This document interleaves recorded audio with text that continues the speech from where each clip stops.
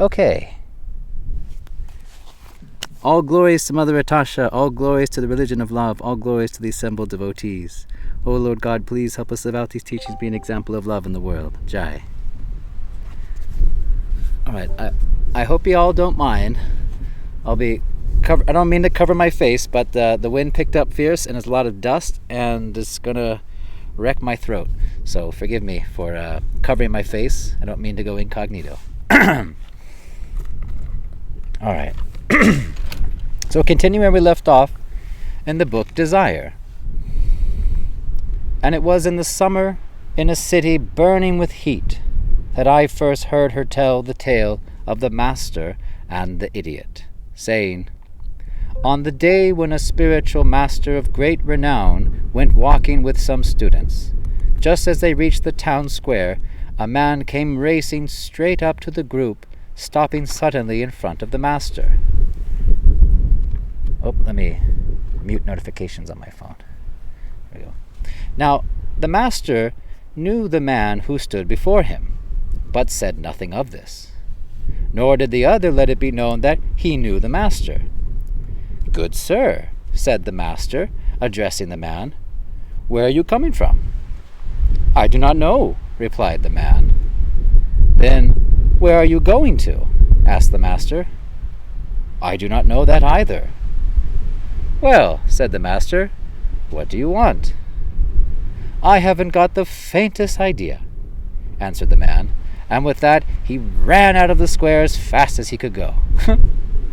Now, the students who had witnessed this strange exchange thought the man a fool, and wondered why such an exalted personality as the spiritual master would waste time talking to him.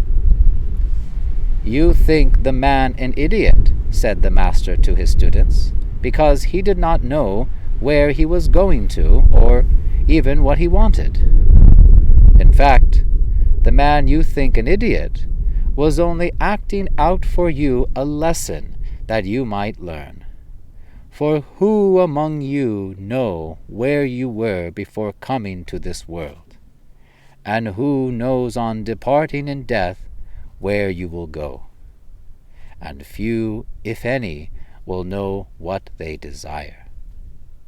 And this is the most important, for it is by what you desire that you decide your destiny. And everywhere we went, when people came to her, she always asked of them, please tell to me your heart's desire. And I, observing this, had always thought it was a question born of her humility, for she had always taught that the spiritual master does not come to be served, but to serve. Only now I realize that she was also asking on a different, deeper level, that the people might begin to think of what they really wanted, and understanding that by their own desires they would decide their destiny, and so choose wisely. And it was a great surprise to me to see how few really knew their heart's desire. And there was one who, when asked, lamented of this very thing, saying, Holy Mother, I do not know what I want, for if I was to answer, all my answers would be the answers of others, and all my desires the desires of others. And a disciple was heard to say, how is it possible that so many do not know their own heart's desire? And she explained this thus, that when as children, having no choice but to obey in order to survive, and so are trained to fulfill the desires of others, and not to know their own. But, said the disciple, yes, of a child, but how is it possible that a man full grown would not know what he wants? Though the man is grown, said she, the inner child is not. And later in the time of heat, before the rains came, she sat down in the cool of an evening, and many were gathered there with her, discussing desire, when an old man spoke up. In my youth, he said, I thought I knew my heart's desire, and so made money my goal in life. For I believed money and all the things it bought were the markers of success. And though all the days of my life long did I labor, till in due course of time I becoming rich beyond dreams, was able to buy anything I wanted in this world. And though no pleasure was denied me, in my success I found only failure. For who were my friends? And of friends and family who loved me for myself, I did not know. And I, desperate, grasped at happiness with both hands as a drowning man might grasp at water. And my happiness was as water, which may be held in the hand for some time, but soon slips away. And now at the end of my life I find that all the things this world gives, it takes back. Too late have I learnt. It wasn't money that was my heart's desire, but happiness. And he asked of her, Is there a happiness that doesn't tremble when the world shakes? But before she could answer, there came into the place where she was sitting a monk, and with him many whom he called brother. All right, I'll stop there. Okay. And it was in the summer in a city burning with heat that I first heard tell the master and the idiot. Okay, it's a nice, silly story. One day the spiritual master's out in the town with his students, and this crazy-looking guy just runs up out of nowhere and just stops right in front of the master, right? And they know each other, but they're not letting on. They're acting something out for the students. And the master says, "Good sir, where are you coming from?" "I don't know," he says. "Well, where are you going to?" "I don't know that either." "Well, what do you want?" "I haven't got the faintest idea." And then books it. It just takes off. And everyone's like, what? What was that? Right? It's a silly scene. Now the students who had witnessed this strange exchange thought the man a fool, and wondered why such an exalted personality as the master would waste time talking to him. "You think the man an idiot," said the master to his students, "because he did not know where he was going to, or even what he wanted. In fact, the man you think an idiot was only acting out for you a lesson that you might learn. For who among you know where you were before coming to this world, and who knows on departing in death where you will go? And few, if any, know what they desire." And this is true. We don't know where we were before we came into this birth, in this life. If you were to ask somebody, where were you before you were born, or where are you going concretely at the time of death, who can answer these questions? Where we're coming from. In a sense, we're all fools. We're all blind, and we're all covered in ignorance. We're all forgetful of all of these great questions. I was chatting with a good friend of mine the other day, and he shared with me a wonderful teaching from Shams of Tabriz. He was a spiritual master of Maulana Rumi. And these were 7 questions that he said every sincere seeker must eventually contemplate and attempt to answer. And they were, 1, who am I? 2, what am I made from? What is my essence? 3, why am I here? 4, where am I going? 5, what am I rooted to? Where's my origin? 6, in this breath, right now, what am I doing? And 7, what am I oriented towards? Or what direction am I facing? These are great questions that every sincere seeker must ponder. I thought it quite relevant that my Sufi friend would share this with me the day before we're having this class. There's no such things as coincidence. So these are the great questions that we're meant to seek and answer in our life. And a self-realized soul can answer these questions. Perhaps not where I was before I was born. It's hard to trace back past lives, but not impossible, but not really necessary. But who am I? This can be known. Why we're here, this too can we know. Where are we going? Well, by our desire, we decide our destiny. That's where we are oriented towards. What we're facing is coming from our desires. And what we're doing right now, looking at ourselves, how we're spending our time, what are we doing right now in this moment, and the moment just passed, and the moment we're about to experience. What are we doing? And where is that going to lead us? And where am I rooted to? What is my origin? What's our origin story, right? Every superhero's got an origin story. Well, every one of you is a superhero. Every one of you is a great devotee of God, just unlived. And we all have an origin story, and our origin is quite similar, since we all come from the same eternal spiritual kingdom of God.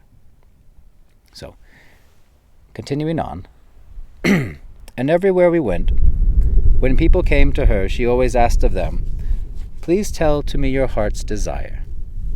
And I, observing this, had always thought it was a question born of her humility, for she had always taught that the spiritual master does not come to be served, but to serve. And this is true. It's definitely true. The spiritual master is servant to all. For having love for God, the pure devotee has love for everything created by God, for all of creation, for each other, and for themselves. And they wish to render loving service, to help others become free from suffering, to come again to love. Spiritual master doesn't just show up somewhere, all hoity-toity, pomp and circumstance, and say, "Hey, worship me, serve me. I'm the head honcho here, command respect." No. I mean, the respect and reverence is often given, of course, because who is more honorable in this world, in our society, than one fully surrendered unto God in loving service, helping everyone selflessly? But respect goes both ways. Otherwise, it doesn't work. The respect that we have for the devotees of God, and the respect those devotees have for all walks of life, that is a mutual exchange. And without that mutual back and forth, both ways of respect, it doesn't work. There is no fruit from that interaction, really. But only now I realize that she was also asking on a different, deeper level. And this I've noticed too. What the spiritual master says often has many layers to it. It's just like the scriptures. There's many layers to the teachings in God's message. And depending on what level of consciousness we are at present, we may be able to hear some levels of that understanding, and then in time, as we purify, we'll understand deeper and deeper. And that's part of the reason why we can keep reading the same scriptures over and over and over again, and still get new understanding, still glean new insights, unlock more of the mysteries as we purify our heart and come closer to love. So the spiritual master isn't just saying, "Hey, what do you want?" It's not just, "Let me take your order." No. She's asking, like he's saying here, on a deeper level, so that the people might begin to think of what they really wanted, what they really want in life, and then can understand that by their own desires, that they would decide their own destinies, and so with this understanding choose wisely. And he says, "It was a great surprise to me to see how few really knew their heart's desire.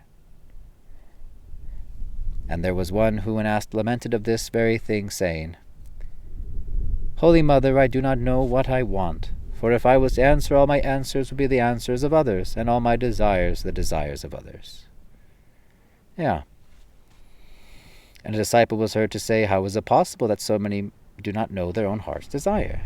And she explained this thus, that when as children you having no choice but to obey in order to survive, and so are trained to fulfill the desires of others, our teachers tell us do this, our parents say do that, our country, society says you must, act in this way, must pay your taxes this way. We're all trained up by everybody telling us what we're supposed to do, right?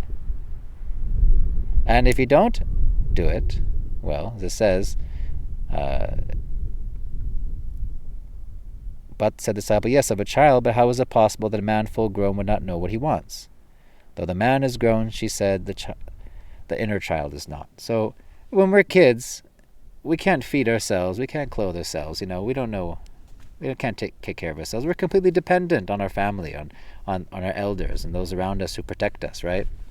So you got to do what they say, otherwise you ain't going to eat.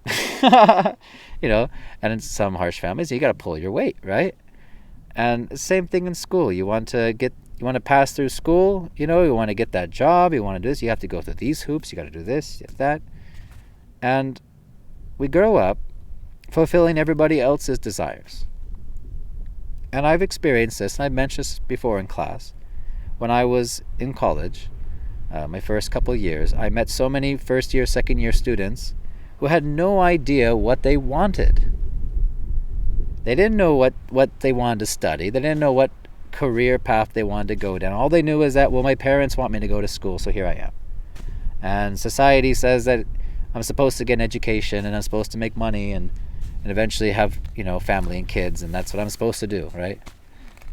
Basically like sheep going through the motion what the other sheep are baaing about, That's what most is. Not everybody, I know some of you hearing this maybe have very clear goals, exactly what you want in life, sure.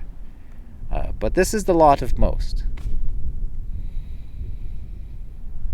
Though the man is grown, she said, the inner child is not.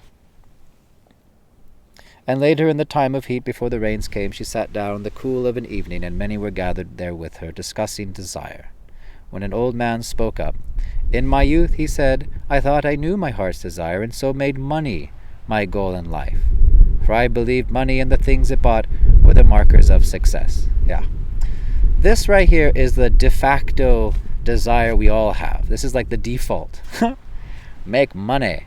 Everyone is mad for making money. And we're thinking of ways to make money, how to make more money, how to save money. What things I want to buy with money. Our consciousness, our minds, and thoughts are so much revolved around money. And what is it? Money. I mean, imagine a bunch of, dollar bills, like stacks and stacks of money. Let's say you have it. The money itself is just a bunch of paper, colored, somewhat soiled paper with, dead presidents on it. So what? Let's say you have all this money. Well, it doesn't make a comfortable mattress. You can't eat it. What are you going to do with it? It's just paper, or even gold, for example, heavy metal. Yeah, it's glimmer and shiny, but then so what? It's the things that we think that the money will buy us is the reason why we desire money so much. We think that if I have a lot of money, I won't have problems. I'll be happy. Because if I have a lot of money, well, I'll get all the things I want. And if I don't have money, I can't get the things I want. I won't be happy. And everything is revolved around money as the marker of success. And people judge one another, by how much money they make, right? And if someone doesn't make much money, or myself making no money, they're seen very lowly in society, right? These people are not very respected by others or their peers or their family members. Is it not true that in family life, if the hardworking son or daughter doesn't earn as the parents are expecting, the family puts all this pressure on them, pressure to succeed, pressure to earn, pressure to rise up in their career, make more money, get the higher, income bracket, right? The pressure that is put on us. Again, the desires of others. But as this man says here, and though he says, and through all the days of my life, long did I labor. Yeah, we spend the majority of our life's energy, the majority of our time, of our strength, of our body, put towards working to make money. That's where the vast majority of all of our expenditure of time and energy goes. And I've seen many people, they work so hard, and their jobs just break down their bodies, just like beasts of burden. And then they retire, and they think, I'm going to enjoy all this money. But now, they're so frail, so sickly, so weak, they can't really enjoy all that money now that they've retired on. It's what a trap, right? So, but this man says, long did I labor till in due course of time I becoming rich beyond dreams. So this guy we can say he made it. He actually did achieve, the dream of life, to be rich, right? The illusion of life, really. And he was able to buy anything he wanted in this world. And he says, although no pleasure was denied me, in my success I found only failure. Now, this is the failure, because he says, who were my friends? And of friends and family who loved me for myself I did not know. And you'll hear about this it's in a lot of movies where you see people who are very rich, who are very wealthy. They don't know who to trust, or who are their real friends. Everybody just wants a piece of their money, because they too also are just after the money. Everyone's clamoring for money, for more wealth, to get more and more for me and mine, right? And usually we're not very honest with one another, or truly loving with one another, if we want something from them. We want to squeeze something out of them. And this is true. This was a Gallup poll. I mentioned this before, some years ago. A big study that they noticed the happiest countries on earth weren't the wealthiest, the highest GDPs, but they were usually poorer countries. You would think, if I have a bunch of people with a bunch of money, rich people, they'd be happier, right? Well, actually not the case. There's a higher instances of mental illnesses, emotional problems, financial problems, lots more problems. So money is no guarantee of happiness. It really isn't. And he says, and I desperate grasped at happiness with both hands, as a drowning man might grasp at water. And my happiness was as water, which may be held in the hand for some time, but soon slips away. Yes, all material pleasures are limited and temporary. Limited and temporary. They don't last. I mean, we do get some enjoyment, sure. We do enjoy in this world. There is enjoyment that we experience, but it's always limited and temporary. It doesn't last. And now at the end of my life, I find that all the things this world gives, it takes back. Ashes to ashes, dust to dust. Too late have I learnt, it wasn't money that was my heart's desire, but happiness.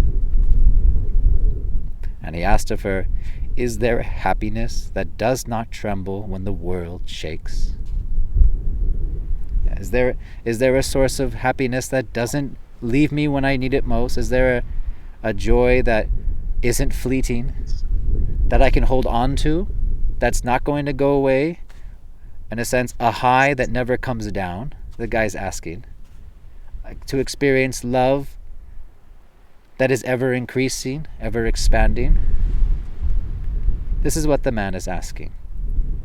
And this is what the devotees of God, transcendentalists, are after. They're after happiness. In fact, a holy man or a saintly person and a drug addict are actually very similar. Because they're both after the same thing. They're after happiness. The difference is that the saintly person, he knows where to really find it. That's the difference. But they're both after the same thing, happiness. And as we read before in the book Peace, or maybe it was Sin Book, what we read before, that if we know with knowledge that all the joys of this material world that we experience with these material bodies and senses and mind, which are the true eternal us, that all, since they're all limited and temporary and sure to be lost, is it wise to desire a happiness that is sure to be lost?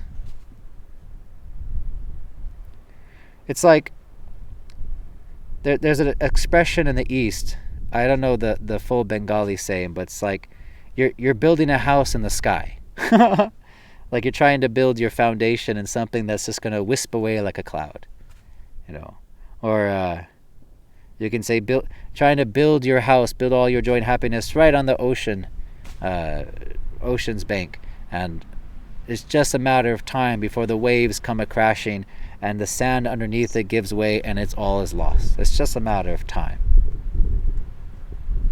So is it a wisdom to put all your time and energy for things that are ultimately going to be lost to you? Or would it be wiser to seek the happiness that never goes away, that constantly increases, and which is completely independent of anything outside of us? You see, the nature of the spirit soul is eternal, full of knowledge, and ecstatically blissful. That's actually the nature of the soul, is blissful, ananda, not happy, not joyful, bliss, ecstatic bliss. People take that drug ecstasy, think, oh yeah, and oh, I'm having a great time, like, oh, I feel so wonderful, and then they blast all their serotonin out the brain, and then the next day they crash really hard. Suicide Tuesday, you guys heard about that expression? So as we do drugs, you get lower actually than when you started. But imagine an ecstasy that didn't require any pill to pop, didn't require any other person, didn't require any other thing or place, but an ecstasy that you relish within your very own heart, and it's ever increasing and doesn't go away. And it don't matter if the world is shaking, don't matter if even the world's on fire, or people ridicule you or laugh at you or say whatever. What does it matter if you're so full of love and bliss, full of love of God? Now, you don't always have to have people ridicule or shame you. I'm just giving the example that the lover of God, the saintly person, is not disturbed by anything outside themselves when they are firmly rooted in their original consciousness. And that is what the process of spiritual realization is about. Well, it's about loving service and understanding our true constitutional position as eternal servitors of God, of course, and we engage in the loving service of God, not serving ourselves. But that's the funny thing, is that by serving God, by engaging in devotional service selflessly, for no expectation of reward or benefit for ourselves, giving up the fruits of our labor, wanting to be good, not feel good. Funny thing is that it actually is the best thing you do for yourself. Because in that act of loving service on the spiritual plane, do we experience more and more our natural spiritual self. And we're actually happiest in that state of loving service. And I was explaining last night to a friend on Discord that, imagine you're with some people that you love so much. You love them so much, and they love you in return, and you just want to do everything you can to please them, make them happy. And when you see them pleased and happy with you, you are so pleased by their, being pleased and satisfied with you. And it's just this reciprocation of love. And that's the mood of loving service with the devotee of God and the Supreme Beloved. And that is the destiny for each and every one of us if we desire it. But if we keep desiring things that are eventually going to fall away, that eventually going to be lost, and we know they're going to be lost. It's everything already has an hourglass tipped over. It's time's going to run out eventually. It's not true wisdom, is it? Seeking a happiness that is sure to be lost. That's not happiness, that's suffering. So, anywho, I'm going over. Let me pause it there for a second.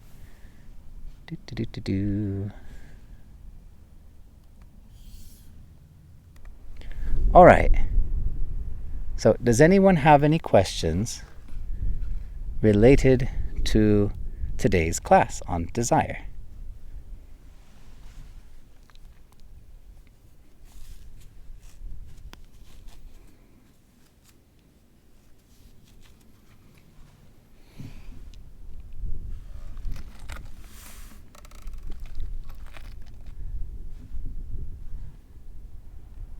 So happy to see you all too, by the way. I really enjoy each and every one of you's company, actually. So it's kind of cool seeing y'all here. But don't just leave me in awe of your presence. Feel free to unmute.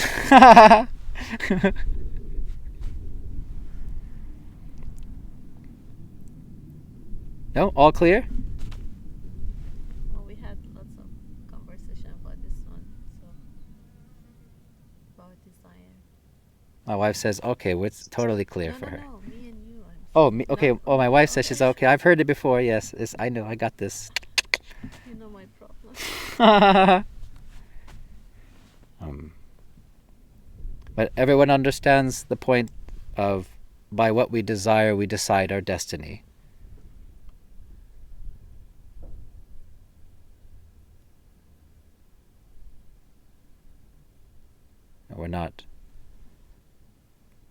We're not fated by some unseen force where our life is already written in the stars. I mean, in a sense it is. God is past, present, and future. God knows everything, so he knows what we're going to do. But at the same time, we still do it. And he doesn't interfere with what we do. It's inconceivable, right? Beyond the mind. Had a quote about your destiny is not on the stars, but in your... Yes, there's a quote later on in the Religion of Love book that says, your destiny is not written in the stars, but in every thought you think, every action you do, something like that. You can find the quote if you want. You can. The beautiful thing about the PDF, you can just type in a couple words and it'll pop it up. Was someone saying something? Yeti is on mute.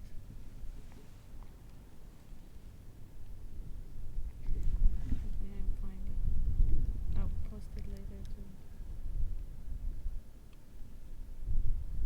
Well, the beautiful thing about desiring the eternal, ecstatic, spiritual is that once you do desire it, does it become possible? And I was sharing this with Jester here once, that many people will think that, oh, I can't become enlightened. I mean, come on, get out of here with that, right? How many people become self-realized, liberated, achieve moksha, nirvana, I think, get out of town with that. People think it's not possible. And they're right. It isn't possible with that thinking. But simply by having the desire for it, by desiring the eternal spiritual, by desiring to experience love of God, eternality, to be again with the Lord in the spiritual world, life of eternal bliss and knowledge, simply by having the desire for it, even if it's a little bit, it's like you've just opened up a potential possibility that now it's become possible unto you to actually achieve that. For without desire is nothing made on heaven or on earth. Desire is the start of everything. Just think, a big giant skyscraper building in the city, that would have never come into existence if someone didn't originally have the desire for it, right? To create such a thing. And then all these other people come in together and their desires to earn an income, to make money, to be part of this project, by everyone's desire, one person wants to make money, so he becomes a construction worker. These financiers want a big return of investment, so they desire, to invest here and there. So everyone's desire is leading them to where they're going in life and what they're going to get out of life. It all begins with the desire. Oh, were you saying something, Jester? Yeah.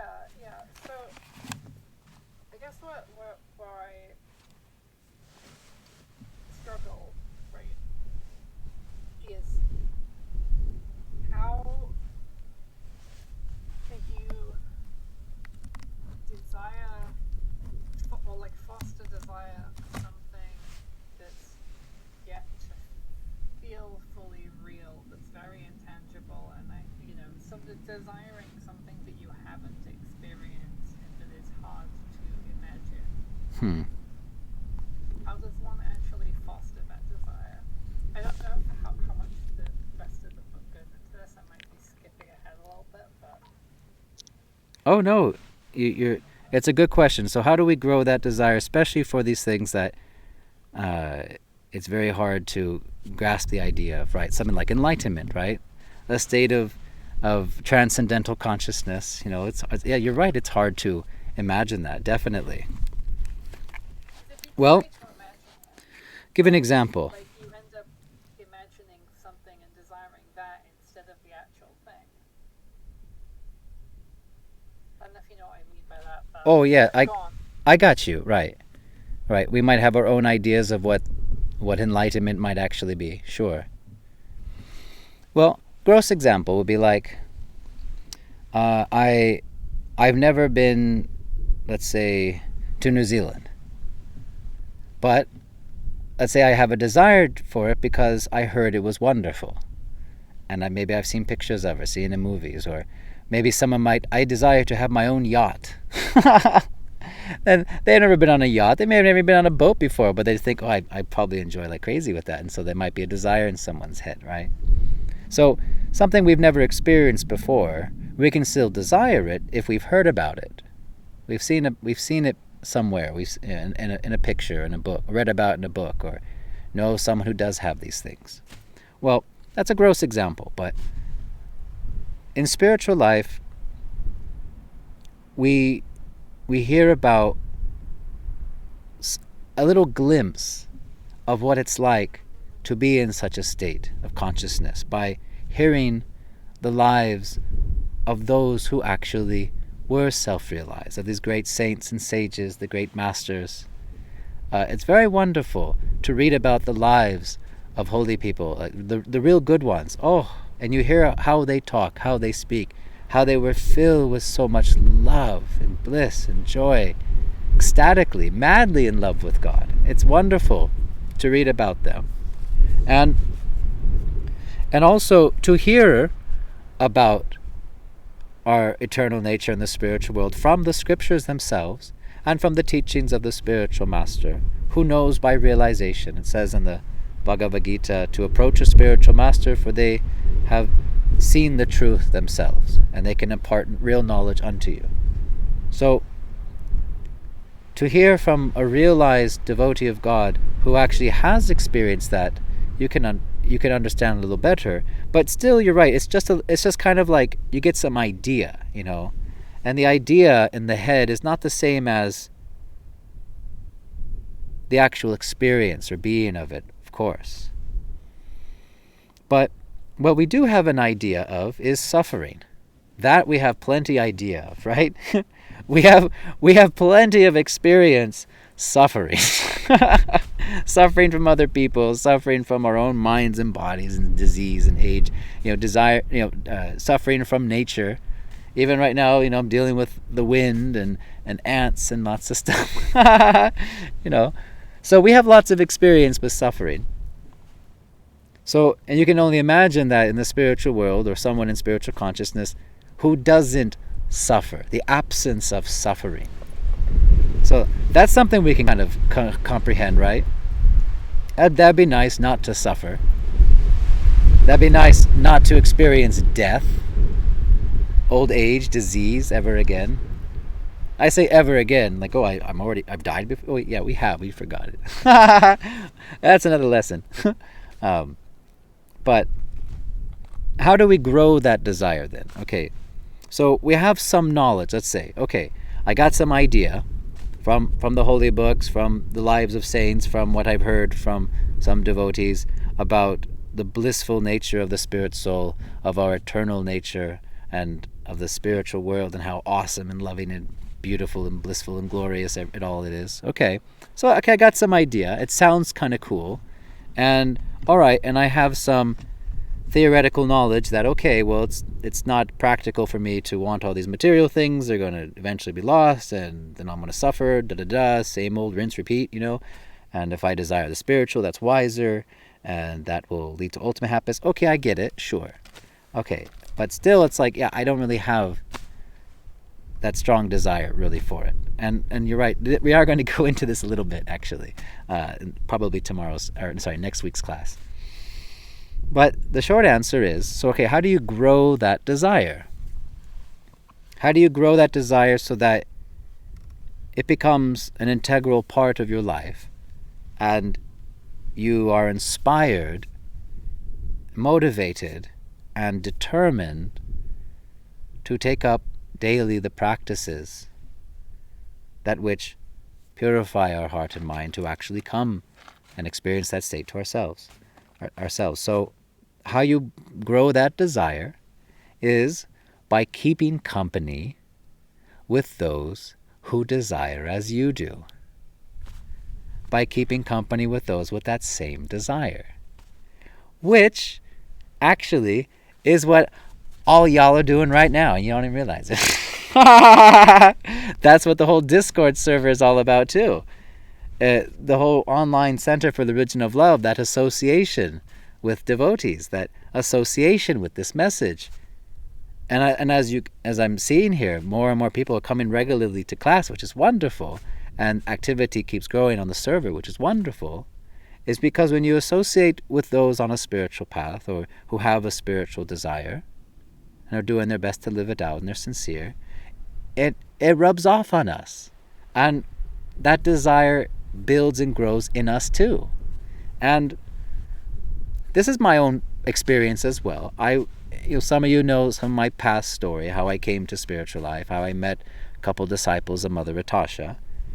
And I did have some desire for the spiritual. It's true. I wasn't like totally inept or devoid of desiring spiritual life and spiritual knowledge. I was seeking knowledge of the absolute truth, sure, but I wasn't anywhere near wanting to take vows and daily practices and things like that. Like, oh no way. I was enjoying all my things, girls, intoxication, going out, movies, party, dancing, dunce, dunce, dunce.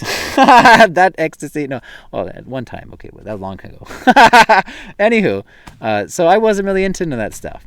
But the more I hung out with devotees who were all about this and were on that path, it just kind of rubbed off on you, and that's the effect of association. You see, as we read before in the classes, that association always has an effect. Always. Remember, never forget this lesson. This is so important. Association always has an effect on our consciousness. Always, always, always. Mother Natasha said, if the key to success in real estate is location, location, location, then the key to success in spiritual life is association, association, association. Because whoever we associate with, we become more like. And this is practically observable. Parents with their kids. I don't like my son hanging out with that crowd. They're not a good influence. You should hang out with your cousins. Same thing like that. And they're actually not too far off, because whoever we associate with, that's what we are influenced by. Their tendencies, their desires will rub off on us, right? And it's not just people, mind you. Although people is the big association for us that has some of the greatest impact in our life. It's not just people. It's actually everything we associate with. It's the food we eat. It's the environment we're surrounded by. It's the clothes we wear. It's the music we listen to. It's the movies we watch. It's the things we read. It's whatever we do with our phone. It's the thoughts we're thinking. We associate with our own thoughts too. And our own thoughts, whatever we dwell on, whatever we focus on more, we get more of. You focus on the negative, you get more negative. You focus on the positive, you get more positive. It's, it sounds silly, but it's actually true. Whatever you focus on, you get more of. And whatever you associate with, you become more like. And that's actually the core teaching of why we chant the holy names of God, actually. Because God and his name are non-different. So by chanting regularly every day, hearing the sound vibration, transcendental names of God, we're directly associating with God through the name. Like literally, we're hanging out with God. Now, of course, God is everywhere. Obviously, God, where is God not? But when we're chanting names of God, we consciously recall ourselves into the presence of God. We become conscious of God's presence. And of course, hallowed be thy name. The name of God is so holy. So we're basically bathing ourselves in God's presence by chanting the holy names, because association always has an effect. And who better to associate with than the Supreme Lord, the greatest well-wisher, the greatest friend, the true beloved of all, the creator, sustainer, and annihilator of all the cosmos, cause of all causes, the primeval Lord, who we're all just part and parcel servants of. No one's more awesome or greater than God. And when we associate with God through the holy name, it's like being next to a burning flame, just melting away the frozen, ice around our heart. It's just melting us and bringing, warming us up, purifying us of everything not of love. This is why we chant, because it's, again, power of association.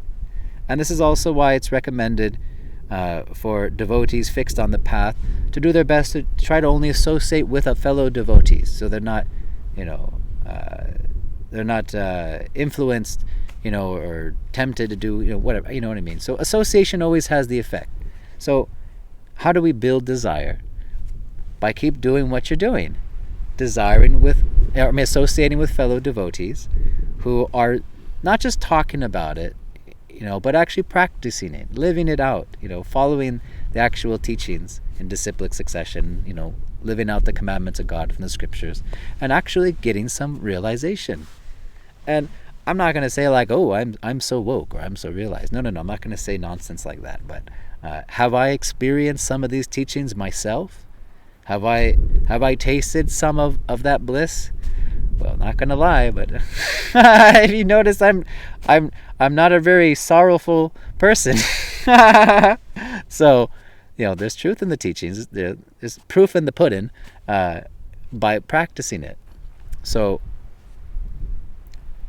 we get an idea, just like we get an idea, of the life of the rich and famous, and the lifestyles of the rich and famous. Remember that old show? And and they show the mansion and the luxury cars and and and we watch all these things, so we get some idea. And we're like, wow, I want to be rich and famous too. Oh gosh, that'd be awesome, right? So we get some idea, and then we desire it, and we think, okay, money, I'm going to get what I want, right? That's the illusion, that's the material life, trying to please the body, the senses of the body, the mind, right? But once we get a little more taste of what this world's all about, and the suffering that it causes, and the letdowns, the setbacks, the pains, the angers, the fears, the disease, the death. The death, lots of death, suffering. Anywho, usually we desire something beyond this world, and that's how most people come to spiritual life, is they suffer greatly. Not all, but some desire knowledge, some are inquisitive, some are desperate for money. Whatever brings us surrendering to just get out of that default desire for money, thinking money is happiness, but then desire something beyond that, beyond this world, something that isn't affected by your bank balance, which is all temporary. When you die, everything's gone anyways. It's all gone. So, building all this stuff and then can't take it with you. Sorry, pharaohs and you mummies in your sarcophagi in Egypt, putting all their riches and whatnot and all around them, thinking that they'll take it with them in the afterlife. Nope, it stops there. All lost at death. But anywho, hope that answered your question, Jester. Forgive me, I might be rambling a bit. Yeah, no, that makes sense. Word. Anyone else have a question, perchance?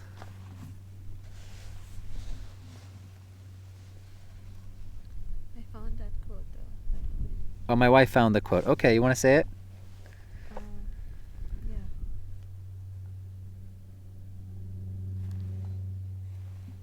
Our destiny is not written in the stars, but in every thought we think. Oh, actually, I nailed it. Our destiny is not written in the stars, but every thought we think. Okay, I actually got it right. Hey, Mother Natasha's giving me a gold star. Boonk. I remember it. Very good. Okay. Now I gotta remember the quotes from the other scriptures. Oof. Good. That's okay. That's what the phone's for, right? So, excuse me. No questions? Y'all good? Close up shop early today?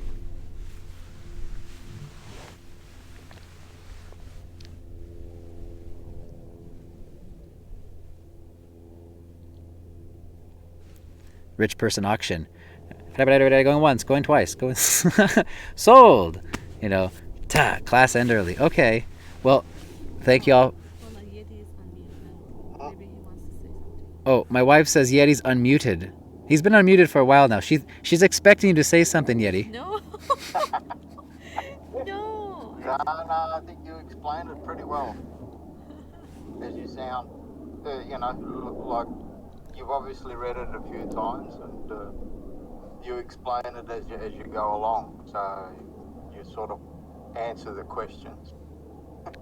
Oh, I'm glad to hear that. Well, that is because I've heard Mother Natasha explain these teachings a lot, because I had so many questions that she answered for me, and I witnessed other people ask so many questions, and I saw her speak in so many public programs, and I had so much class with her, expounding these teachings. So therefore, I heard a lot of explanations. So it's wonderful. I that's why I can ramble on, actually, and it's good to be clear with it, because Mother Natasha said if it's not clear, if you don't understand, you're not going to be able to do it, right? If we don't fully understand what we're doing, or why we're doing it, or what we actually want to do, we're not going to do it. We won't. And I too wanted to be convinced. I always felt, and still do, that my time is valuable to me. That I don't want to waste my time. Because, and there's a quote actually in the Bhagavatam that said, however much great wealth that you have, all the wealth in the world, you cannot buy 1 minute more. Money can buy so many things in this world, but one thing it cannot buy is time. And you can't buy, and with billions, jillions of dollars, even 1 more minute to add to your life. When your allotted time is come, that's it. So time is important. And then we say, oh, time is money, right? Again, that's the worldly thinking. But in spiritual life, time is very important and valuable. So I always felt like, well, okay, if I'm gonna really invest my time into something, put my energy into this, I want to really know what I'm doing. I don't want to just come into this, haphazardly, like okay, let's just go with the flow. No, Mother Natasha said, no blind following. Know what you're getting into, know what you're doing, ask questions if it's not clear. So I asked tons of questions. Oh my gosh, boy, did I ask tons of questions. And I was always that kid in class that would always ask questions to the teachers if I didn't understand something. And if they were good teachers, they'd be like, oh, they'd be cool. They think that was cool, that I'm engaging. But if they weren't good teachers, they'll be like, or if they didn't have the answers to my questions, which a lot of you have experience with so-called religious leaders, they would get frustrated. Just have faith. Just listen to what I say. Have faith, and they have no knowledge, no realization. They can't answer your questions. But it's different with the spiritual master, as it was with Mother Atasha, my experience, who has all the answers, because she was the answers. She wasn't just theorizing all this stuff. She lived it. She was it, and that was so cool that she could explain the same thing if you weren't getting it in so many different ways, and keep at it, And I've heard someone who had the same question. They asked Mother Atasha year after year after year, and she was so patient. She kindly kept answering it in different ways, with different examples, different analogies. It's beautiful, watching these saints work, Because, like I said, if it's not clear, if you don't know what you're doing, you're not going to do it. So everything should be really clear. And it's just like, if you're, practical example on the money side, if you're going to start a business, if you're going to put all your investments and time into all this, wouldn't it be prudent to do some market research, some cost effect analysis, some check out the demand for the service you want to provide. Do your research before you just jump in. I want to open a restaurant, and then you open some restaurant and nobody cares for the food you make, and nobody's around, and just less than a year that goes belly up, which we see a lot of. And oh my gosh, the restaurant business, all your time and energy, oh my gosh. People love the food that Romina and I make, and they say, "Oh, gosh, you should open a restaurant." I've heard this so many times by so many people, and I ain't got time for that. No, thank you. I know what kind of trap that is. So, I'd rather put my time and energy to become truly happy in life. That's my desire to be free from suffering, to be good, and to really experience love in my heart. That was my desire, to be again with God, and I figured, okay, well, what's the best use of my time to actually achieve real happiness? Okay, how can I really guide my time? And give me an example, brother. Like Yeti, we used to play that Warships game, or any game. If you're grinding, to get the next thing, the next level, the next tech line ship, whatever. How can I maximize my time, my games, my missions, this and that, so that I can get most done with as few battles or few time as possible, right? It's the same thing. Spiritual life's no different. So how can I surround myself with as much good association, spiritual association as possible, that as much as I can enjoy, and that's what I do. I read wonderful spiritual books that benefit and bring me closer to God. I listen to wonderful music that is devotional, brings me closer to God. I hang out with wonderful folks like yourselves and the Discord server. That again is all good association. So I'm constantly trying to surround myself with association that uplifts me and brings me closer to the goal. The goal being love of God, and trying to cut out things that are detrimental to that. Like toxic people, or too materialistic environments, or activities that just make me burn with more lustful material desires, etc., etc., etc. So we got to always be mindful and protect our spiritual life above all things. We really got to nurture and protect our spiritual life, and the way we do that, the way we water, the little seed of devotion in our hearts, is with good association, good beneficial spiritual association. The best thing you can do is chant the names of God, best association, hearing the word of God, scriptures, teachings of the masters, great, and associating with devotees, like we're doing here on the Religion of Love Online Center, which continues to grow organically, which is so nice. Anywho, thank you so much for coming. I love you guys all, and I am so stoked y'all made it. Glad you came back, Yeti. And yeah. Thanks, mate. You bet. And all right. Yeah. What's that? Get out of this fucking weather, mate. Oh. Well, if you stayed tuned for this long, you're probably not a kid. So I probably won't worry about bleeping that. Well, That's all right. they've heard it somewhere else, I'm sure. So, anyways, Yeah, nah, just be careful of the dust, mate. thank you for keeping it real, brother. Alright. All glorious Mother Atasha, all glorious religion of love, all glorious to the assembled devotees. Jai.